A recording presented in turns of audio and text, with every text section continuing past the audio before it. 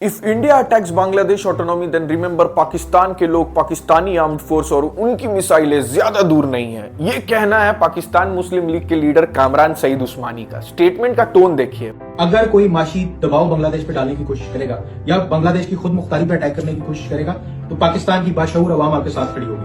अब मैं ब्राह्मण साम्राज्य को बड़ा एक क्लियर मैसेज देना चाहता हूं कि अगर अब किसी ने मेरी निगाह उठा के बांग्लादेश की तरफ देखा ना तो पाकिस्तानी अवाम, पाकिस्तानी अफवाज और हमारे मिसाइल आपसे दूर नहीं है। मिसाइल्स, फुल फोर्स, धमकियां, मतलब वर्ड्स में पूरी ताकत। सवाल बस एक है, पाकिस्तान का ये फुल फोर्स अभी रियलिटी में है या सिर्फ प्रेस कॉन्फ्रेंस में? साउथ एशिया की पॉलिटिक्स में ये बयान जरूर चर्चा में आ गया है, लेकिन थोड़ा ग्राउंड रियलिटी भी देख लेते हैं। पहले इंडिया और बांग्लादेश की बात करते हैं। इंडिया और बांग्लादेश सिर्फ नेबर्स नहीं है, बल्कि स्ट्रैटेजिक पार्टनर्स हैं। ट्रेड हो, बॉर्डर कोऑर्डिनेशन हो या सिक्योरिटी कोऑपरेशन, दोनों देश रेगुलर डायलॉग और डिप्लोमेसी पर काम करते हैं। इसलिए डिफेंस एक्सपर्ट्स कहते हैं कि इंडिया के लिए डायरेक्ट मिलिट्री एक्शन हमेशा लास्ट ऑप्शन होता है।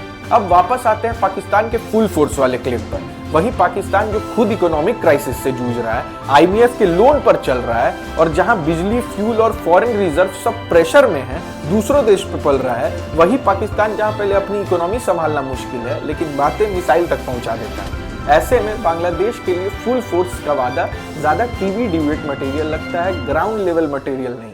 एक्सपर्ट भी मानते हैं कि ऐसे बयान ज्यादातर हेडलाइंस के लिए होते हैं, बैटलफील्ड के लिए नहीं। इंडिया की पॉलिसी काफी सीधी और क्लियर रही है, शोर कम, स्ट्रैटेजी ज्यादा।